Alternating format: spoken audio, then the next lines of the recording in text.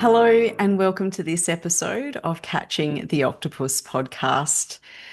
As you might know, my name's Niomi Hurley, and I'm doing podcasts because I just love talking. No, I love just sharing some thoughts and ideas that I think might be helpful and valuable to other people. And today I'm going to be talking about energy. And energy is such a simple thing to understand, but something that we don't always bring in to our everyday life into how we can hack it to be what we want it to be. And so everything has energy, everything around us, everything within us. Our bodies, everything inside is continually moving. We're having blood pumping through our body. We've got water molecules. We're so much percentage of water. And so we can feel energy as well when it comes to us. And I did a exercise in my spiritual growth forum I held a couple of years ago now, I think it was, where we had someone up the front of the room with a card and it had an emotion on it and it had how you could express that emotion, like how to feel it. And we had them with their back turned to the rest of the room. And so I got the person up the front to actually feel that emotion the best they could with their back turned. And then the rest of the room had to sense any changes in their body or try and pick up on the emotion. So many minds were blown, right? In the room of people that didn't think they had the ability to feel that. However, we do it every day. We might meet someone straight away and go, "Oh, I don't like that person," or they're not giving off a great vibe, or we walk into a party and we're like, "Yeah, this is great because the energy is really matching ours," or, "Oh, I don't really feel comfortable here." There's times where you walk in if someone's just had an argument in a space and you'd be like, "Oh, can cut the air here with a knife," right? So we all can feel it. It's just how much we tap into it. Now, if we go a little bit deeper, we have energy bodies. That's how we sense those things. We have what some people refer to as an aura or an energy body that surrounds our whole physical body that interacts with the world around us. Now, sometimes if people come into your physical space, like they come in too close, that can feel really uncomfortable because we're actually feeling their energy at the same time. We don't want that to be in our space. Every time we think a thought, feel a feeling, or create some action, we're actually influencing our energy body. Now we have energy centers that run down that people refer to as chakras, which are just energy wheels. And then we have meridians that come off them through our whole body. And if anyone's had acupuncture, then you've worked with different energy points in your body, right? Through the acupuncture and through those meridians. Now, because it's been talked about by, in some cases, to be a little bit woo-woo, a lot of people don't actually bring this into their day-to-day functioning, or they do and they don't realize it. But there's nothing woo-woo about it. There's been so many experiments that have shown that we are able to transmit and receive energy. Ever been in a meeting or in a room or a conversation and you say something that someone else goes, "I was just thinking that," right? Or they say something and you were like, "I was just thinking that." A couple of weeks ago, I was in the house and my daughter started singing a song. And I'm like, "Is that such and such song?" Can't think of it exactly now. She goes, "Yeah." And I went, "Oh my God, I was just singing that in my head. And I was at exactly the same line as you were when you started singing." Right. So some of the people that we're closer to, we can have a stronger energetic connection with, and we can transfer energy or transfer those messages across the energy channels. Sometimes we don't even need to be in the same room. Ever had a space where you've thought of someone and then a text comes through from them, or you get a phone call from them, or you see them at the supermarket or somewhere else that you're going to? And I was just thinking about you this morning, right? So we can send them out as well in longer spaces. I had a brief relationship with someone that we had a very strong energetic connection, and I still now can actually feel if they're having a bad day, right? Because of the way that we connected on that level. Now, there are ways that you can cut energy cords and cut energy connections, and they're really helpful in a lot of spaces, but sometimes they don't always work, right? It depends on how strong the connection is and where it's connected. And if there will be different programs and courses that I roll out. If you're interested in doing that, just go to my website or sign up to my newsletter and just see when those come about, where we actually go through processes of cord cutting, of releasing energy. I've got a blue screen technique that I go through, and a few other different things that you can do yourself in your own home to actually reduce and cut off the energy that's unhelpful. Also, exercise. When I was talking about physical movement, when you exercise, all of those energy centers in your body actually speed up to provide the energy you need to do the exercise. And so, by doing that, that can actually shed any stuck energy that you have in your system. And that's why a lot of people, as well, when they exercise, they feel better afterwards. Like, one, you're getting increased oxygen into your body. That's never a bad thing. And two, you're shedding and getting rid of and expelling all of those blocked energies from your system as well, which can make you feel a lot better. Now, when it comes to energy healing, what I will normally do is I will actually sweep all of those energy centers and clear out those energy centers. And then I actually facilitate within the person for them to increase the input of energy that can then rejuvenate those spaces. So I'm actually not healing, so to speak. I'm actually just a conduit to actually increase their own healing capacity. So it's actually probably just giving someone a leg up to be able to go through that in their own space.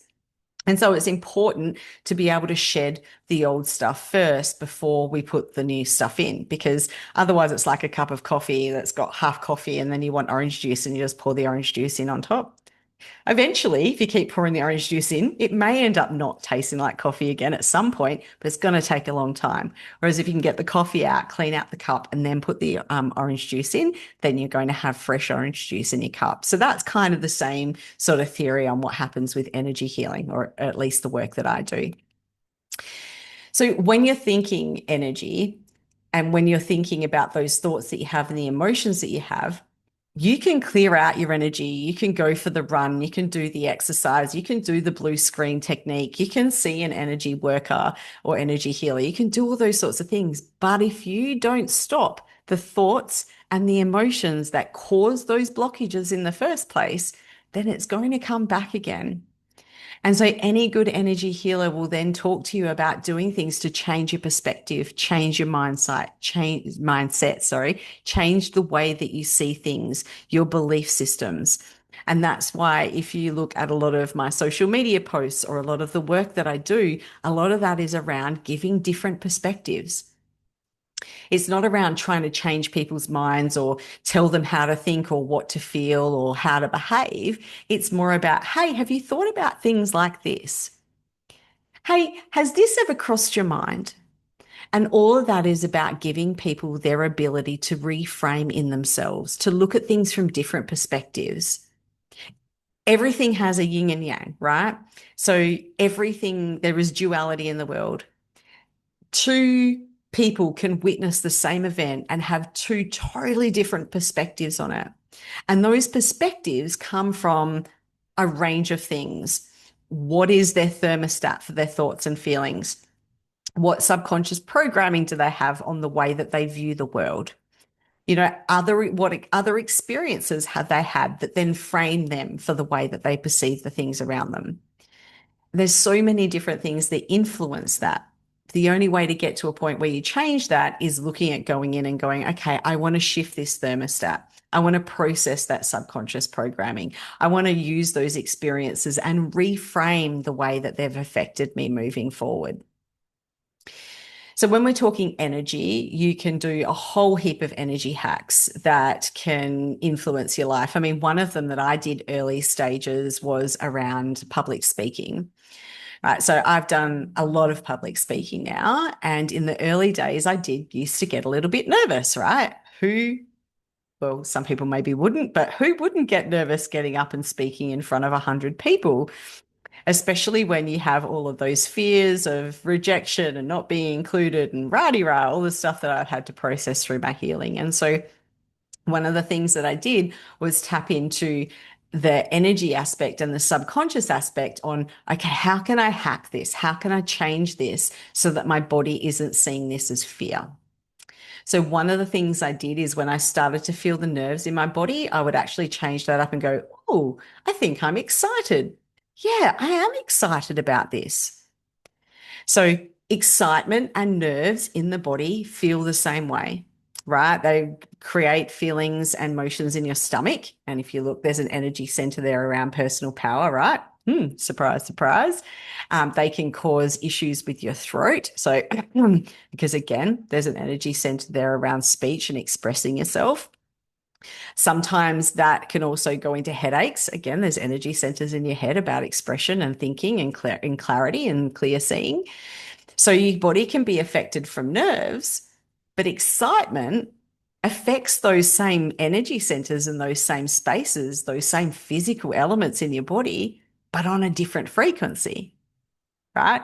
So telling your brain, hey, no, no, no, I'm excited will change the frequency on the way that you experience those things.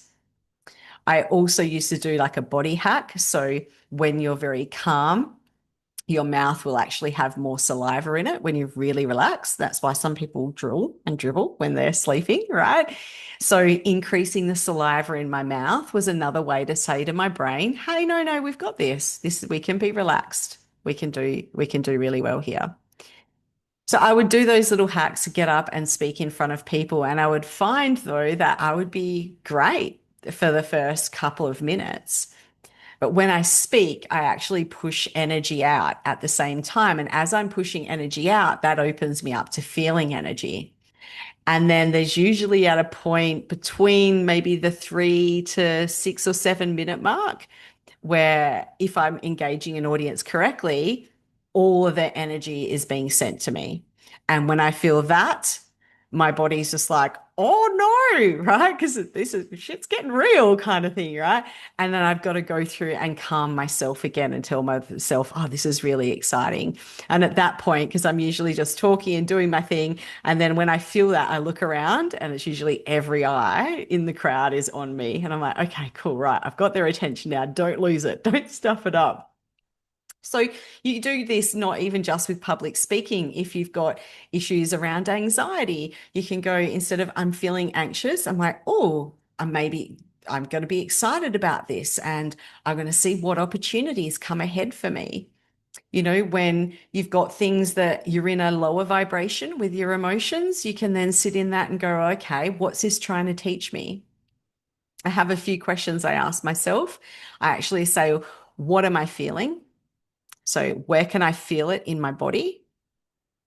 And how does this feel to me? Does this feel positive? Does this feel yuck? Does this feel heavy? How is it feeling? So I acknowledge it and I actually give it a description because then it takes it away from something that's controlling me to something I get to observe.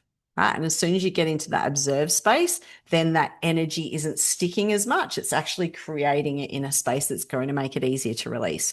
So, what is this feeling I'm feeling? How does it feel to me? What is the purpose of this feeling? What is this trying to teach me? Okay, so usually the purpose is that it's trying to warn you of something, it's trying to teach you of something, whether the warning is actually real or not, because sometimes we do get anxiety and we get anxious about stuff, but it's not a real threat, it's a perceived threat. So you would sit there and go, okay, this is warning me of something. Hang on, is that real? Hmm. Well, not really, because I'm not going to die if I just go to the shops. So, okay, so why am I perceiving that to be a threat? Oh, I've actually got, issues. I've had people let me down before, or I've been embarrassed when I've been in a large group, and my subconscious now thinks when I'm in a large group, I'm going to get embarrassed again. So it starts creating the warning systems in my body. So, whatever that might be. And then you can start unpacking. And then when you get to the what is this trying to teach me? After what is the purpose? What is this trying to teach me? Go into the 5 whys. So, what is this trying to teach me? That I've been hurt before. Why? Because when that happened, I was a complete mess and it really upset. I lost relationships. I was in grieving process. Okay, so why is that impacting me now? Oh, because this situation is really similar. Why? Oh, because I put my trust in someone or that I shouldn't have, that I ignored red flags or that I need to find out that I need to love myself regardless of what other people think of me. Okay, so going through and asking yourself why until you get to the basis of it. And so when you go through that process, you're then again, you're creating that as an energy you're observing rather than something that's controlling the way that you're thinking, feeling, and behaving. And then when you get it out and then you can understand it, you can go, okay, have gratitude for that. Thank you. Thank you for teaching me those things about myself. Thank you for creating awareness about this area I need to work on, or I need to learn more about how I can show up with boundaries, etc., etc. Have gratitude for it and then let it go. And then the next time you're in a situation, you're going to be able to adapt to that a lot quicker. And as healing goes on, healing never gets easier, but it does get shorter, right? In my opinion. So even though I've done a ton of this and I do this all the time, every time I have something that triggers those unhelpful, heavy emotions in me, I sit in them, I ask them what they are, how do they feel, where are they in my body, what purpose do they have, what are they trying to teach me? I do that process. And sometimes I don't have the answers straight away. Sometimes I watch a movie later on and something happens and I go, oh, that gives me clarity. Or I listen to a song or I have a conversation with a friend and it all just comes in and comes together. So you will get the answers when you ask for them. And I ask for them out loud as well. I don't ask for them quietly, I speak it out and create that energy that I'm actually really asking this. I'm really curious. And so approaching things from curiosity is how you get your resolve and get those answers. So once you've done that and then you can let them pass, when you move through the world, you're not moving through the world with those emotions or those thoughts as the lens of what you're seeing everything else through. And so then the next time that you're facing something that's a little bit tricky, that's going to challenge those things within you, you will be able to recognize them quicker and process them quicker. As I said, it doesn't get easier. I've had times, even just recently, a couple of weeks ago, where I was just, emotions just really came in and got really heavy with me. And I spent a lot of time crying and feeling sad and feeling sorry for myself. And when I say a lot of time, I'm talking a couple of hours, which would have probably been a couple of days to weeks for me in the past. Um, and it still felt as yuck, right? It didn't feel any better. I even said to myself, I know that this is going to be something that I appreciate later on down the track, but at the moment it doesn't feel like that. You know, I think I said to someone last year I had a lot going on and it was a really tricky emotional healing time for me.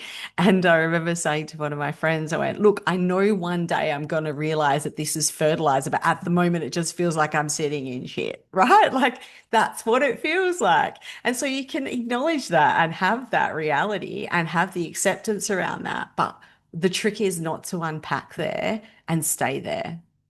You know, grief, sadness, frustration, all of those heavy emotions, they're all just visitors, and you can either let them bang on your door and bang on your door and bang on your door to completely distract you from everything else and impact your life continuously.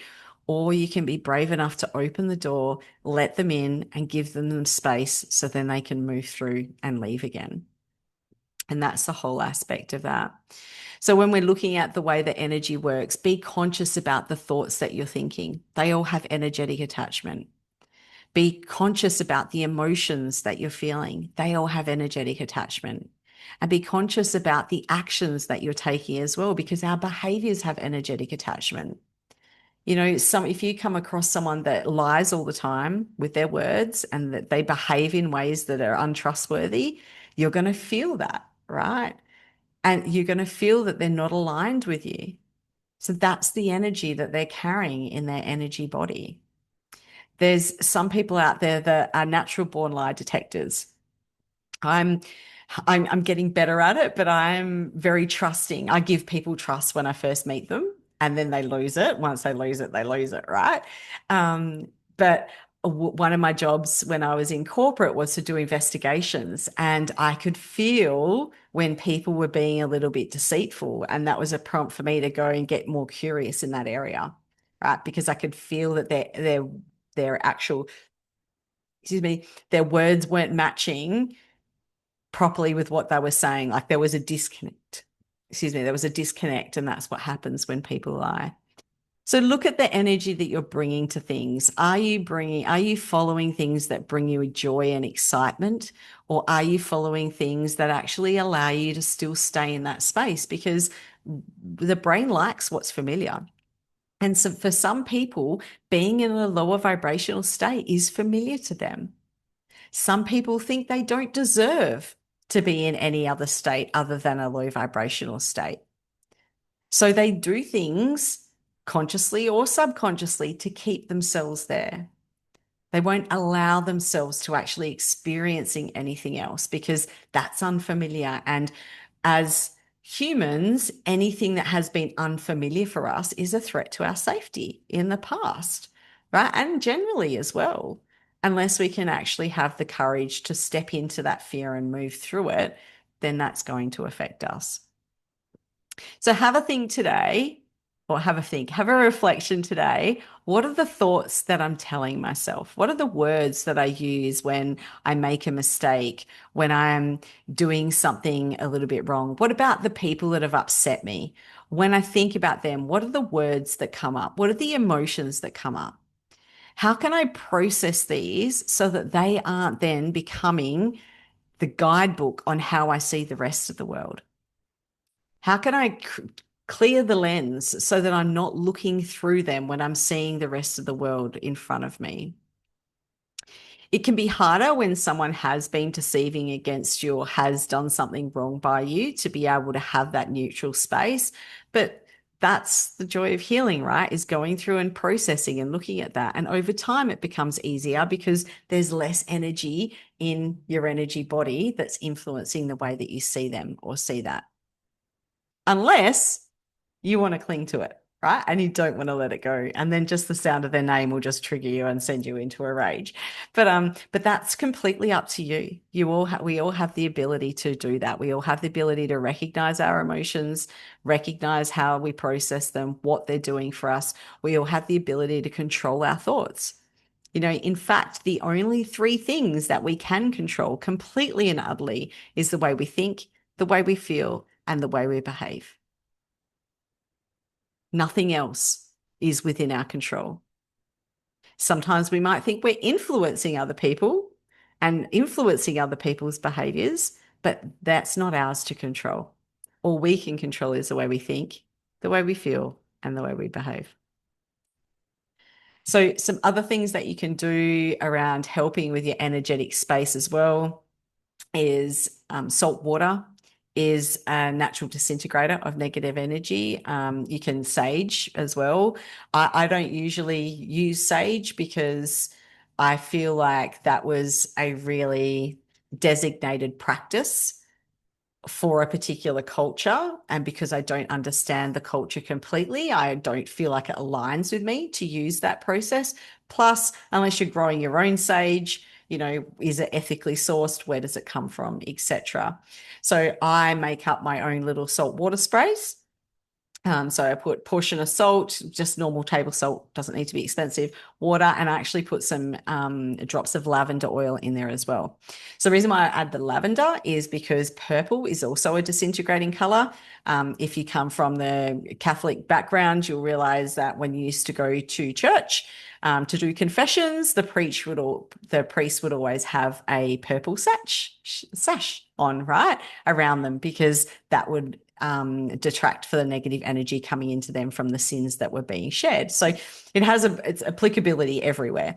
So, and that's why a lot of people that are into spirituality and those sorts of things love the color purple. I mean, I know it's my favorite color and I love the color purple, not realizing that that color has a really positive effect and is really great at disintegrating that negative energy. Also, the amethyst stone. If you're into crystals, amethyst is an all-rounder stone, I suppose you can say. If you're wanting to get into crystals, it's a really great first stone to get. And that is a color purple as well. So it does the same thing. Anyway, back to the spray. So salt water, a little bit of salt, mix in with some water and some drops of lavender, and you can use that to cleanse your home. So after I've cleaned my house physically, after the vacuum, before the mop, I actually get my sprayer and I spray that around the house, try and get it in all the corners of the house, and at the same time have positive intentions.